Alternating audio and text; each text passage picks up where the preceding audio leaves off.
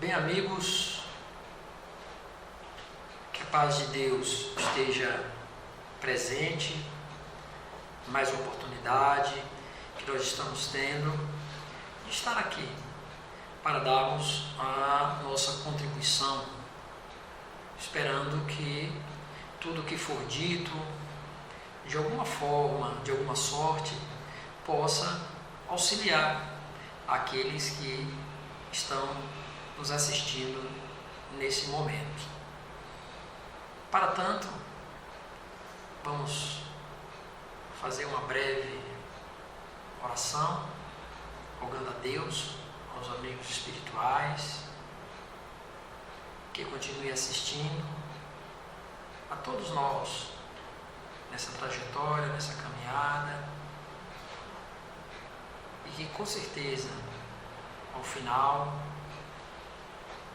estaremos em uma condição espiritual muito mais favorável, nos tornando espíritos melhores do que nós já somos. Bem, amigos, nós vamos conversar um pouco sobre um tema que nós pescamos aqui mesmo na internet, cujo título seria Vivência Espírita, Conflito e Fidelidade. Vejam bem, rapidamente aqui recapitulando alguns dados que a ciência divulga, agora aqui não são números precisos, mas são dados que ajudam, pelo menos nós temos uma ideia, né, da complexidade, do tempo que se levou para a formação do planeta até chegar aos dias atuais. Segundo essas informações, disse que o planeta ele surgiu aproximadamente 4,5 bilhões de anos atrás. As primeiras vidas, há aproximadamente 3,5 bilhões de anos. E os primeiros chamados seres humanos, os primeiros hominídeos, aproximadamente 1,5 milhões de anos atrás. Para posteriormente passarmos às outras etapas que a paleontologia, que a antropologia deixa aí registrado. Vai nos falar daquele período da pré-história, período paleolítico, né, mesolítico, neolítico. Chegamos aos homens, os primeiros hominídeos, que são considerados os australopithecus. Depois chegamos à fase do Homo, passamos ali pelo Homo habilis, o Homo erectus, o Homo erectus, o Homo neandertal, o Homo sapiens e o sapiens sapiens, que seria justamente o nosso nível de consciência que hoje nós nos encontramos. Todos esses dados que eu estou passando aqui é apenas para a gente ter uma ideia, para a gente perceber que a vida ela é feita de um processo e um processo de transformação. E se a gente observar ao longo da história, é uma transformação para a melhora. Às vezes, principalmente nos dias atuais, né, no século XXI, no ano de 2024, às vezes deixa-nos a sensação de que o mundo está pior. Vivemos uma fase de transição, uma fase difícil, muitos problemas de ordem social, ordem econômica, problemas de saúde, problemas de ordem psicológica, enfim, todas essas dificuldades que nós estamos presenciando no momento atual. Mas isso se você fizer uma leitura, num recorte pequeno. Mas se você olhar no espaço de 100 anos, 200 anos, 500 anos, 1000 anos, 2000, você vai observar que a humanidade tem apresentado sinais bem claros de melhora, de progresso. Tudo isso, claro, com a permissão da divindade, com a determinação de Deus, sob a gerência de Jesus, esse Espírito que esteve aqui e que está aqui conosco, que continua nos ajudou e continua nos ajudando nessa trajetória. Então, Já fazendo essa análise rápida, né, sobre esses pontos iniciais, como falei, você vai perceber justamente essa melhora do mundo do ser humano. E ao longo dessa melhora, vieram pessoas, surgiram níveis de conhecimento que nos ajudaram para que pudéssemos, nós, seres humanos, mudar a forma de conduzir as nossas vidas, de alterar a realidade do qual nós estamos vivendo, isso nas suas devidas épocas. Sem querer listar essas pessoas ou esses acontecimentos, mas citando também, né, ao mesmo tempo, para não ficar sem um dado concreto, vamos perceber primeiro o surgimento dos próprios filósofos, né, auxiliando a humanidade no desenvolvimento do pensamento humano. Depois tivemos um outro componente extremamente importante nessa evolução do pensamento humano, que foi o advento do cristianismo, que foi o surgimento do cristianismo, foi a chegada de Jesus no nosso planeta, quando aqui ele esteve, passou 33 anos encarnados, segundo os dados da história, e deixou aí a sua mensagem. Essa mensagem, de teor muito profundo, ajuda e ajudará muito a humanidade. Se nós observarmos até a própria história, em decorrência da importância, da magnitude do surgimento do cristianismo, a história divide. Ela se dividiu antes de Cristo e depois do Cristo. Isso aconteceu por quê? Porque justamente houve uma revolução na forma de pensar, na forma de refletir, na forma de construir os valores, ou rever os nossos valores, que precisariam ser revistos para que pudéssemos continuar nessa trajetória de transformação para um mundo melhor, para uma sociedade melhor. Então, o surgimento do cristianismo, podemos afirmar, sem equívoco nenhum, que foi uma intervenção da divindade no psiquismo do planeta Terra.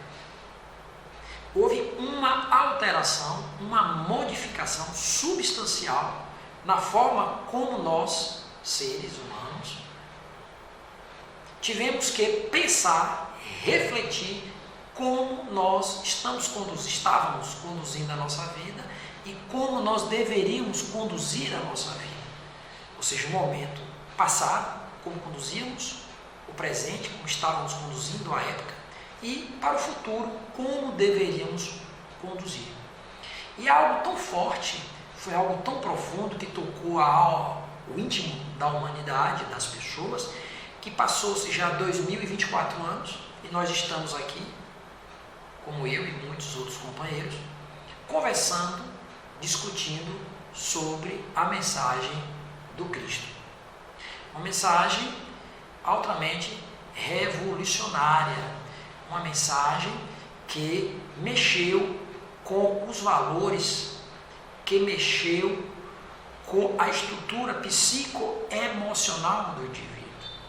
Houve uma verdadeira transformação, podemos dizer, um desenvolvimento multidimensional, antropossociopsicológico.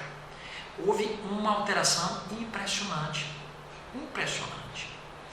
porque a mensagem do Cristo, ela vai efetivamente de encontro à essência de nós espíritos, porque em essência sabemos muito bem, nós somos amor. O espírito na sua essência é amor. O espírito é uma manifestação da própria divindade. A doutrina espírita fala sobre isso. É uma manifestação da divindade. Somos detentores de todas as potencialidades necessárias para que possamos desenvolvê-las e alcançar uma condição de consciência crística, chegarmos a uma condição de espíritos puros e, consequentemente, claro, isso acaba por refletir no mundo externo à nossa volta. começa a alterar, inclusive o próprio mundo material. Porque o homem, portador agora de outro tipo de conhecimento, não só o conhecimento de ordem tecnológica, conhecimento das ciências humanas, materiais, propriamente dita, mas agora com um apoio substancial, que é o conhecimento da alma. O homem perceber a necessidade da mudança dos seus valores de ordem moral. E os fatores morais sempre foram, embora que a humanidade não enxergava isso, sempre foram e são determinantes para que possamos viver em uma sociedade mais justa, viver em uma sociedade feliz. Sem rever esses valores, será impossível nós alcançarmos essa condição. Mas, como sabemos muito bem, os amigos espirituais já nos deram essa informação, a espiritualidade fala isso, que todos nós invariavelmente chegaremos a essa condição espiritual muito superior. Mas é claro, daqui até lá, já caminhamos, vamos colocar assim, meio que metade do caminho, mas ainda falta a outra metade. Então ainda falta muito tempo, está uma distância ainda muito realmente lá na frente, e é uma caminhada, é bom colocar isso, salientar, que é uma caminhada que não é fácil, é uma caminhada com dificuldades, mas que nós, sem a menor sombra de dúvida, realizaremos. Poderemos atrasar um pouco esse processo, até porque nós somos portadores de livre-arbítrio, nós poderíamos até ter acelerado esse processo, mas isso não vem ocorrendo. Mas acreditamos, principalmente nesse período agora que nós estamos vivendo, uma fase já de transição, uma fase de muita dor, muita dificuldade, questionamentos que a sociedade hoje está vivendo, mas percebemos que agora as coisas poderão ganhar um novo ritmo e com um sentido, com um objetivo, que é alcançar essa condição espiritual muito mais favorável, alcançar essa felicidade que tanto almejamos. Mas como falei anteriormente, Deus enviou homens, conhecimentos, justamente para poder auxiliar a humanidade na sua trajetória. Eis que surge, no século XIX, o advento da doutrina espírita. Surge o Espiritismo, que teve como ponto de partida, vamos colocar dessa forma, o nosso querido Allan Kardec. Esse é o codinome dele, que ele criou, Allan Kardec, mas seu nome era Hipólito Leon Denis Rivar. Era um professor, pedagogo, estudioso, dos mais diversos segmentos das ciências, mas em especial estudioso da doutrina espírita. Tanto é que a obra que ele deixou atesta isso, né? Ratifica justamente esse gabarito que o nosso querido Kardec era portador. Então surge a doutrina espírita. É claro, como falei, houveram alguns precursores, pessoas que já traziam algum conhecimento de fundo espiritual muito grande, falavam-nos de uma vida paralela à vida material, falava-nos da imortalidade da alma, mas foi com Kardec que esse tipo de conhecimento foi efetivamente organizado, codificado, sistematizado, buscando inclusive uma metodologia mais didática para que pudéssemos refletir, pudéssemos rever quantas vezes fosse necessário para poder fazer as análises sobre as bases da própria doutrina espírita e, por que não dizer, das próprias bases do próprio cristianismo primitivo. Então, surge o Espiritismo. A doutrina espírita vem agora, nos falar aquilo que o Cristo houvera dito, agora sem utilizar o recurso das parábolas, das metáforas, das figuras de linguagem. Vem usar agora uma linguagem mais direta, uma linguagem bem mais acessível. Vem falar, por exemplo, da vida do mundo espiritual. dessa forma assim, direta, vida no mundo espiritual, uma forma clara, sem usar qualquer recurso linguístico para poder dar margem a uma outra interpretação. À época de Jesus teve que usar esse recurso, até por uma questão de ordem pedagógica, por uma questão também de proteção do próprio conhecimento, que ele sabia que no transcurso da vida a forma de compreensão e entendimento das pessoas iam se alterando. Então, para ele proteger o fundo, ele usava esse recurso, o recurso da parábola, das metáforas, como falei, para poder transmitir a sua mensagem. E ele sabia, ele tinha conhecimento que aqueles espíritos que já reuniam as mínimas condições necessárias de entendimento, de valor moral, essas pessoas iriam conseguir entender, compreender o que realmente o Cristo quisera dizer com todas essas afirmativas que ele fez aí, que estão registrados nos evangelhos. Ele sabia que as pessoas iriam perceber.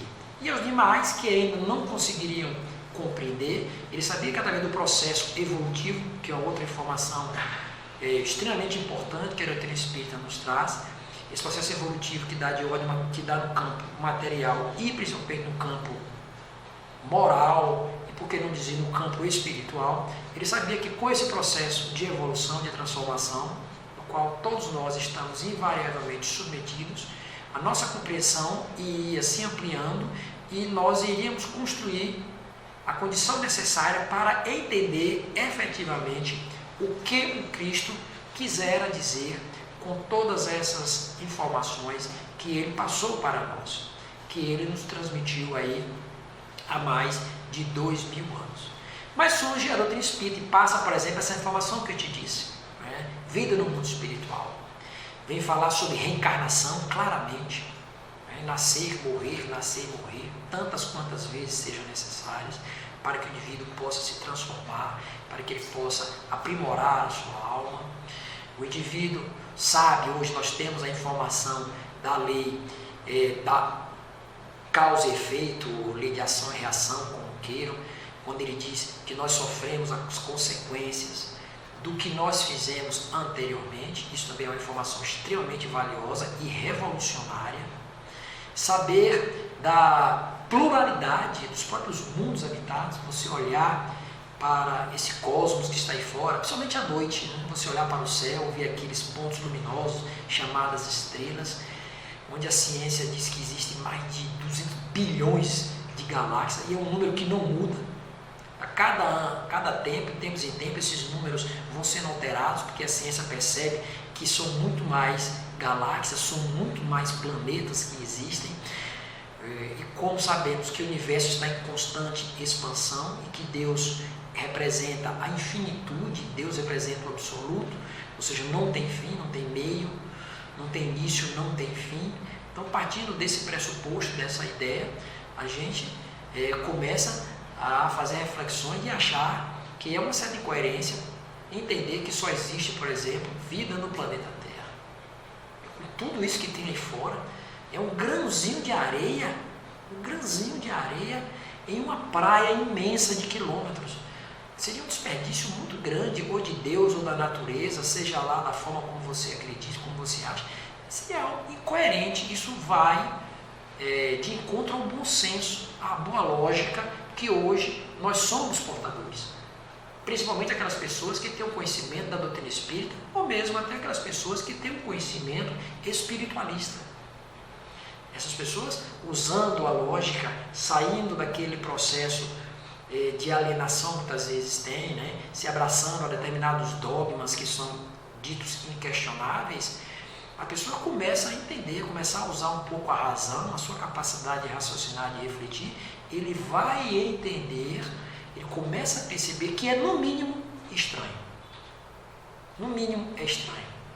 Daí, tanto é que o homem até hoje, né, continua mandando sondas, mandando robôs, mandando máquinas para o espaço sideral, para a Lua, chegando a Marte agora, para justamente pesquisar esses planetas, ver, entre outras coisas, claro, se há vida.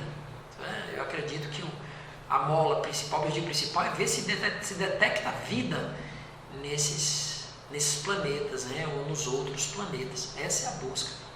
E o que é isso? É justamente essa curiosidade, essa percepção que vai provocando os nossos cientistas, vai provocando a humanidade para que se possa buscar. Então surge a doutrina espírita, com uma proposta revolucionária, principalmente essa proposta não só do campo espiritual, que é fundamental, é essencial para a transformação da humanidade, mas também traz essa proposta de você ter que se conhecer, de você ter que se autodescobrir, de você ter que se autotransformar, que você ter que se auto-iluminar.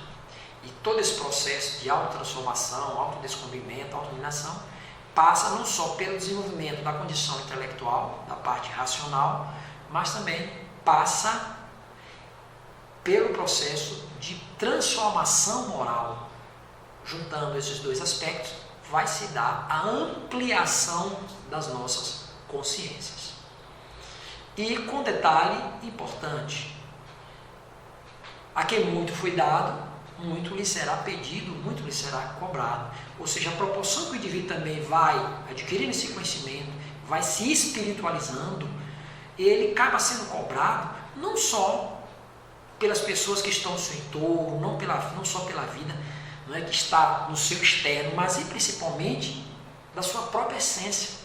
Porque no íntimo da alma, no íntimo de cada um de nós já trazemos essa, vamos dizer assim, essa necessidade, essa busca de encontrar respostas para os nossos porquês, encontrar soluções para as nossas dificuldades, respostas para as nossas dúvidas. Isso está intrínseco, isso já está no âmago do ser.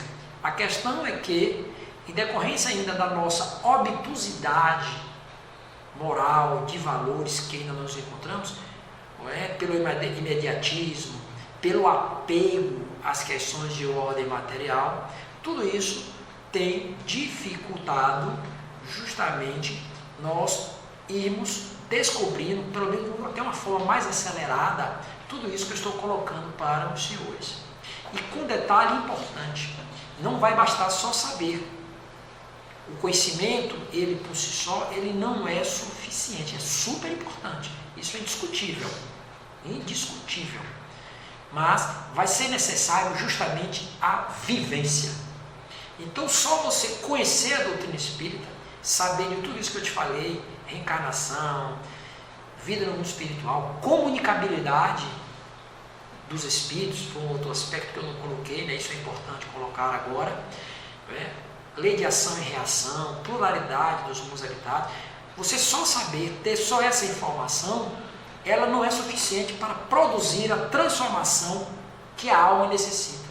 Vai ser necessário agora buscar a aplicabilidade do que ele está sabendo, buscar justamente a vivência espírita, a vivência do cristianismo, viver agora. Isso é importantíssimo. É na vivência que vai se efetivamente consolidando esse conhecimento que você vai adquirindo, que nós vamos adquirindo. Vale até para a nossa atividade profissional. Você vai para a escola, vai para a faculdade, adquirir o conhecimento teórico, mas esse conhecimento só vai se consolidar no seu intelecto quando você está na prática, na vivência daquilo que você aprendeu no banco das academias. A mesma coisa vale para o conhecimento do cristianismo, a mesma coisa vale para o conhecimento da doutrina espírita. É necessário buscar essa vivência. Essa vivência não é só buscar realizar tarefas de grande magnitude, de grande repercussão, não. É a vivência, inclusive, principalmente do nosso dia a dia, do nosso cotidiano, naquelas tarefas ditas muitas vezes de menor importância, embora aqui não existe atividade de menor importância. Todas as atividades que existem, elas têm o seu valor, elas são importantes. Desde aquela atividade mais simples de você muitas vezes ter que varrer ali uma calçada ou sua casa, até atividades de maior complexidade. Tudo tem o seu valor importante. Se não houver, por exemplo, a varrição do ambiente, a sujeira, os micro-organismos, as doenças, né, as bactérias, os vírus vão tomar conta do ambiente. O ambiente vai entrar num processo de degradação, de depressão. E isso pode provocar o adoecimento daquelas pessoas que estão naquele ambiente. Então percebam a importância que é das tarefas ditas de menor, né, mas que não são de menor importância para aquelas que exigem um grau de complexidade maior de conhecimento e, por que não dizer, até de uma envergadura moral de uma proporção maior. Então, essa vivência, ela é essencial. E essa vivência, ela passa, como falei, pelo processo de autodescobrimento do indivíduo, processo de autoconhecimento, de autotransformação, de autoiluminação. E o que acontece? A doutrina espírita vem nos falar da necessidade da boa moral, da transformação. Jesus falou, por exemplo, que devemos que perdoar 70 vezes 7 vezes. Perdoar 70 vezes 7 vezes, podemos entender como não há limite para o perdão. É perdoar constantemente. Não é você ser conivente com o erro, mas é você não querer se vingar, é você compreender que o outro é o espírito que está em conflito, está doente muitas vezes, e que precisa da nossa compreensão, do nosso auxílio, que está se comportando dessa forma. Então o perdão, ele é fundamental. É o perdoar 70 vezes 7 vezes. Isso é uma formação de ordem moral. E isso repercute na alma do indivíduo. Isso repercute na nossa capacidade de socialização do meio do qual nós estamos inseridos. Então, basta apenas só essa informação, dentre tantas outras, que são importantes, e percebam que isso pode alterar sobremaneira a estrutura psicológica, emocional, moral, social, do meio do qual nós fazemos parte. Só que precisa se buscar agora a vivência dessa informação, do perdão. Estou citando apenas o perdão, podia citar aqui outros valores. A vivência do perdão. Então, observe a necessidade que se tem da vivência disso. Até porque você também, que está aqui nos assistindo, vai necessitar do perdão do outro. Porque eu erro, não tenho a menor dúvida disso. Acredito que os senhores que estão nos assistindo também erram. Consequentemente, vamos necessitar da compreensão, da tolerância, do perdão das outras pessoas, para que possa, inclusive, nos ser ofertado outras oportunidades, inclusive para nós nos redimirmos dos erros que muitas vezes nós houvermos cometido. Então, dar essa oportunidade, isso é importante. E essa oportunidade vem da vida, das pessoas que estão à nossa volta e, claro, vem de Deus. Então, percebam a importância, apenas este valor, perdão. Então, você percebe aí a repercussão disso. Vamos falar agora, falei no aspecto moral, vamos citar agora um aspecto de ordem espiritual. Comunicabilidade com o mundo espiritual, a comunicabilidade dos espíritos, a possibilidade daqueles que já morreram, que já deixaram o corpo físico, se comunicarem, de falarem com nós que estamos aqui encarnados, de transmitir o que eles estão sentindo, transmitir o seu conhecimento, transmitir as mais diversas informações de tudo que eles estão presenciando lá, do que eles estão vivendo lá. E observem só a repercussão, se você for fazer uma análise, a repercussão, a transformação que isso pode produzir no indivíduo a partir do momento que ele sabe que os espíritos podem se comunicar. Aí já está subentendida a própria imortalidade da alma, que seria um outro conhecimento, a imortalidade do ser, que as coisas estão entrelaçadas. Não é? Então observe, você saber que você não morre. O corpo físico perece, como nós sabemos, quando o espírita fala isso, mas o espírito, ele sim, ele é imortal. Então o indivíduo nasce, passa um período aqui, o corpo envelhece e morre. Mas o espírito retorna à parte espiritual, ou ele ressurge com toda a sua magnitude, com as suas qualidades e com seus defeitos e com os níveis de conhecimento que ele já adquiriu.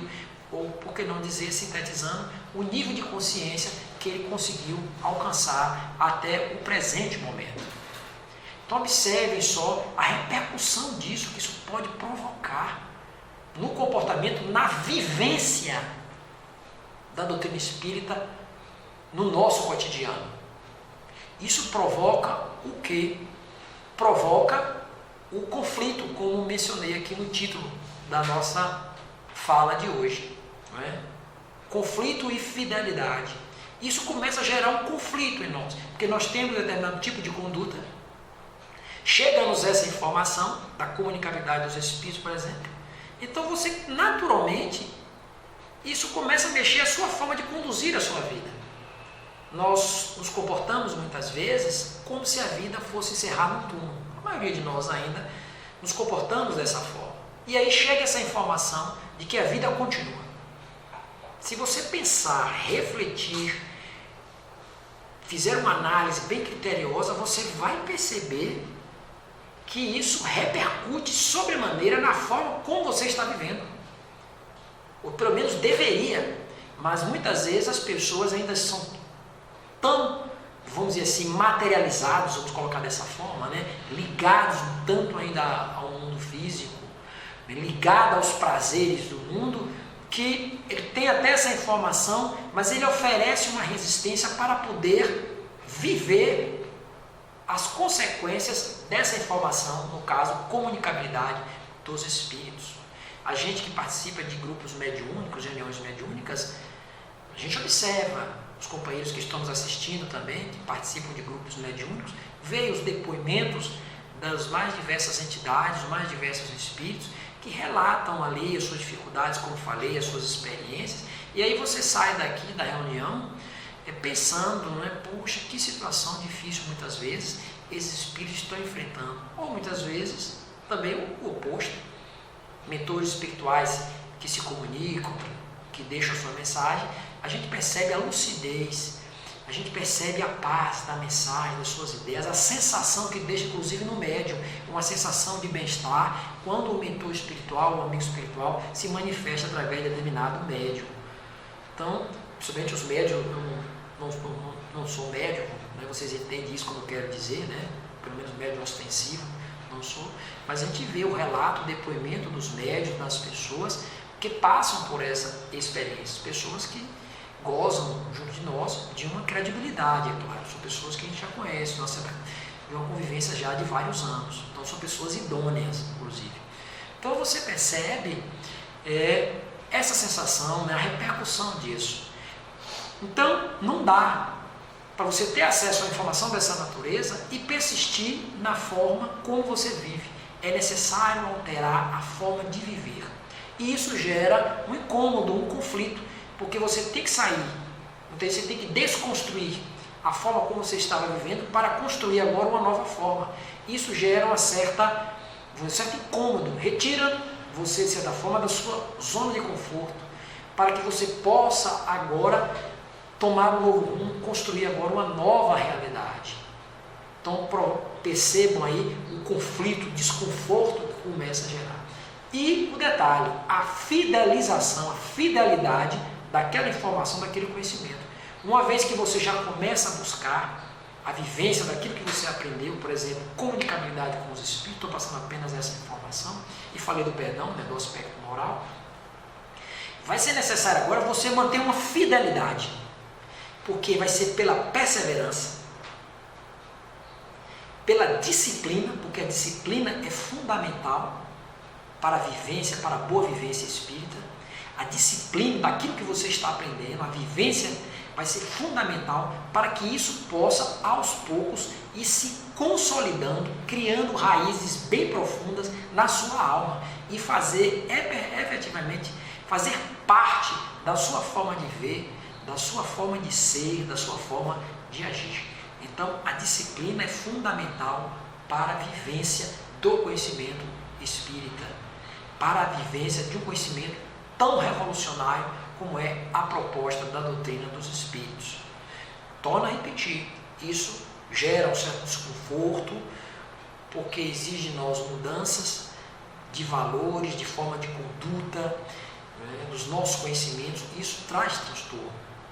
Vem falar da necessidade, outra informação a gente nunca pode deixar de colocar, da necessidade do exercício do bem, da prática do bem. Então isso vai precisar ser um contínuo, isso vai precisar de uma vivência, porque senão você não vai conseguir criar não vai conseguir criar o hábito do bom procedimento. E sabemos muito bem que essas questões de ordem material ficarão tudo por aqui. Mas aquilo que diz respeito de ordem moral e de conhecimento, isso sim, nós levaremos.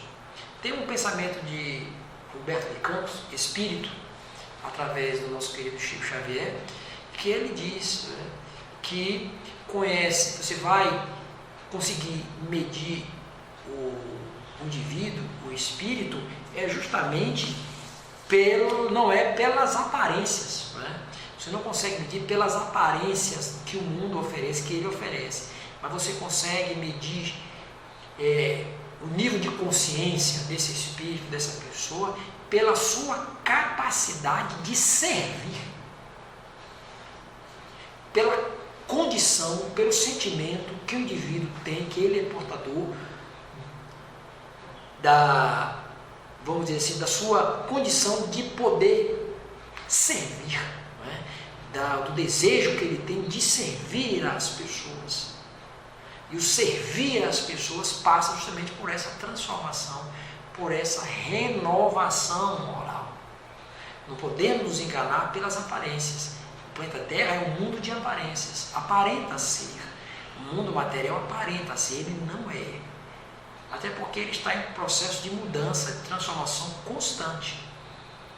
Mas é a capacidade de servir que vai determinar a qualificação moral da alma do indivíduo. É a partir daí que você vai começar a ter um indicativo preciso de como, inclusive, ele vai chegar no mundo espiritual do seu retorno no mundo físico. Quando sair do mundo físico, quando desencarnar, quando morrer, que condição ele vai chegar no mundo espiritual. É verdade, muitos poderiam dizer, mas Ederval, às vezes nós temos acesso às informações, isso provoca essa revolução, essa transformação que eu falei no indivíduo, e muitas vezes o indivíduo, algumas pessoas se sentem meio que, vamos dizer assim, como se estivessem se sentindo assim, poxa, estou perdido, passei minha vida inteira me comportando, vivendo de uma forma completamente equivocada. E muitos acabam se desesperando e se precipitando em atitudes que vão, na verdade, comprometer o seu estado espiritual. Mas essas pessoas que se veem dessa forma é porque não entenderam ainda, não perceberam que acima de qualquer coisa, Deus é misericórdia, Deus é amor. Vê o conhecimento, a teu espírita joga essa luz sobre o mundo, sobre a sua vida, a forma como você deve proceder, mas ela te diz que nesta luz que você é um espírito em transformação, em evolução. Então você ter errado, na condição do nível evolutivo que você se encontra, é perfeitamente compreensível que você tenha errado, como eu erro ainda. Mas que com o passar do tempo, esses erros vão sendo dirimidos e você vai, vamos colocar assim, vai se corrigindo, vai alterando a sua conduta, a sua forma de viver. Mas existem pessoas que ainda não sentem isso, têm essa dificuldade e se desesperam. A gente vê que muitas vezes até conhecimentos do mundo físico, isso acontece. Vamos lembrar, por exemplo, do químico, né? Físico-químico Otto Hahn, ele que foi um dos grandes trabalhadores nessa área, ele foi prêmio Nobel, inclusive, de Química. Ele entrou em desespero quando viu ali, durante as guerras, viu soldados russos agonizando no chão, morrendo em decorrência da utilização de armas químicas, do qual ele, de certa forma, através das suas pesquisas, ele foi que desenvolveu o conhecimento, né, dentre outros, para criar aquelas armas. Só que a intenção dele não foi essa. Ele acabou entrando em desespero, partiu para o campo de batalha justamente para tentar ajudar essas pessoas. Dr. Fritz Haber, que é o nome dele aqui para não errar, Dr. Fritz Haber, também químico, também prêmio Nobel de Química, ele inclusive foi considerado o precursor das câmaras de gás. Ele entrou em depressão profunda quando ele viu o que as pessoas, os poderosos, fizeram do seu conhecimento, das suas descobertas. foi usado para matar pessoas. Ele entrou num processo, num conflito, tá vendo? Num conflito muito grande, embora que a intenção dele não foi essa, mas acabou acontecendo por decorrência da falta de respaldo moral das pessoas que conduziam essas nações. A pessoa se sentiu extremamente desconfortável. Às vezes temos um outro aspecto importante, né? Alexandre o Grande, um imperador, Alexandre, ele tentou suicídio depois que ele mesmo assassinou Clito, considerado o seu melhor amigo. Veja só o conflito que deve ter criado na sua alma depois que ele se precipitou, com certeza num momento impensado, de fúria, movido ainda por sentimentos menores, acabou assassinando esse rapaz, que era o seu amigo. Depois ele caiu com certeza, ele tentou suicídio. Então, claro, evidentemente que ele já tinha caído numa depressão, foi tomado de um remorso muito profundo, o arrependimento muito grande tocou a sua alma. Veja só a repercussão depois, né, na sua alma. Ele já era portador, né, de alguns valores, aquilo mexeu com ele, aquilo alterou. Ele entrou numa fase de conflito, tanto é que ele tentou suicídio, mas não obteve êxito. Mas houveram aqueles que também se precipitaram. O próprio Pôncio Pilatos, depois de ter lavado as mãos ali, não é, quando Jesus foi entregue a ele, e posteriormente Jesus foi crucificado, como está registrado aí na história, e em Pilatos ele sabia, olha só, né, o conflito que ele se encontrava, olha o conflito que foi criado na sua alma, no seu íntimo, porque ele sabia que o Cristo era inocente, não representava nenhuma ameaça da forma como está sendo colocado pelos seus perseguidores. Mas, para ele poder fazer a política da boa vizinhança ali, com o poder religioso dominante naquela época, com as pessoas que estavam ali à frente daquele movimento, que levaram Jesus à sua presença para ser condenado, e preso, né, condenado, e posteriormente assassinado, ele acabou lavando as mãos, né, não tem nada a ver com isso, ele quis dizer isso.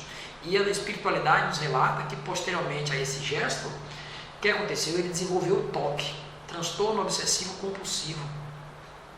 Transtorno obsessivo compulsivo, que aquilo já é um conflito. Ele começar a entrar num processo de perturbação muito profunda e posteriormente acabou suicidando-se, se atirando em uma cratera de um vulcão, hoje ali seria na região da Suécia. Veja que ponto chegou o conflito, né? Eles acabaram tendo um tipo de comportamento, tomaram determinadas decisões que foi de encontro, inclusive aquela essência que eu falei aqui há uns minutos atrás, essa essência de amor que todos nós somos portadores, que todos nós temos. Vamos ver, por exemplo, o próprio Judas, né? Judas Iscariotes, vamos lembrar de Judas Iscariotes, que era ali apóstolo do Cristo, esteve com o Cristo ali, presenciou inclusive inúmeros milagres, né? Vamos colocar dessa forma, inúmeros milagres que Cristo realizou, os conselhos, a sua mensagem que tocava nas pessoas. O Judas foi uma testemunha ocular, ele presenciou. Só que o Judas também fez uma leitura equivocada, certo? Ele pensou que Jesus viria para libertar o seu povo do domínio do jugo romano, mas seria uma libertação material, uma libertação política, uma libertação econômica. Só que a proposta do Cristo era outra, era uma libertação da alma, era o indivíduo libertar-se desses sentimentos menores que aprisionavam todas aquelas pessoas, tanto os judeus como os próprios romanos, como os próprios sinetristas, os fariseus, os saduceus. Então Jesus veio com essa proposta para que essas pessoas pudessem repensar, mas Judas não entendeu isso. Ele se precipitou, achou que traindo Jesus iria se rebelar, não iria aceitar aquela prisão, o que não aconteceu. Jesus, um espírito pacificador, a personificação da paz, do amor, não esboçou reação nenhuma e aconteceu o que todos vocês sabem. Judas, foi tomado de um arrependimento profundo, consequentemente de um remorso, não aguentou aquele conflito, não suportou aquele conflito na sua alma, acabando também por suicidar-se. Então percebam que a vivência espírita com o espírito vai produzir de certa forma também esse conflito, porque ela vai tentar lhe tirar dessa zona de conforto, entre aspas, que você se encontra. Isso incomoda, isso mexe com o indivíduo. Tem um trabalhador aqui do movimento espírita aqui no estado da Bahia, que ele falou que ficou marcado, né? Ele diz que o espiritismo não é o consolador prometido, mas é o perturbador prometido. O que quer dizer com isso? É porque mexe com as pessoas, retira de nós essa forma de conduzir a vida para que a gente possa redefinir, reavaliar, redirecionar a nossa vida, o nosso dia a dia. Isso incomoda, mas é necessário fazer essa transformação e manter a fidelidade, que isso também é outro desafio. Você ser fiel àquilo que você está aprendendo, que não seja pura e simplesmente um jogo de cena, que não seja pura e simplesmente por conveniência naquele momento, quando você buscando a necessidade de estar bem com as pessoas, de se autopromover, mas que seja efetivamente uma manifestação sincera da sua parte. Então, a fidelização, a fidelidade é importante, é imprescindível. Vamos citar um exemplo da nossa época, né? Ainda podemos dizer, o próprio Francisco Cândido Xavier. A fidelização, né? Ele foi fiel àquilo que foi transmitido para ele. A sua vida está aí, que ele deixou, que ratifica o que eu estou falando, né? Que dá o atestado do que estou aqui colocando para vocês, né? A sua vida, a sua forma de viver, a sua mensagem, os trabalhos de ordem social, os livros, a sua grande obra que foi psicografada, do qual ele não ficou com um único centavo para si. Ele pegou todos esses direitos autorais da sua obra e doou para as casas espíritas, para as pessoas, para os pobres. Irmã Dulce, aqui no estado da Bahia, não era espírita, né? Agora que nós estamos falando de vivência espírita, mas serve como uma vivência moral. O que ela acreditava, do perdão, da necessidade do servir. A irmã Dulce, ela foi fiel a esse conhecimento, a essa informação. Então, essa vivência é fundamental. E essa vivência, meus irmãos, vai transmitir, vai criar um certo desconforto, vai transmitir, vai deixar uma sensação de conflito, vai. E essa é a intenção.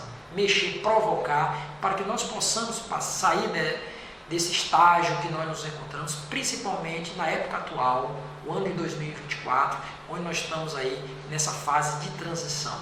E vai necessitar a persistência, a disciplina, a fidelidade àquilo que a doutrina espírita tem nos transmitido, tem nos trazido através da sua mensagem.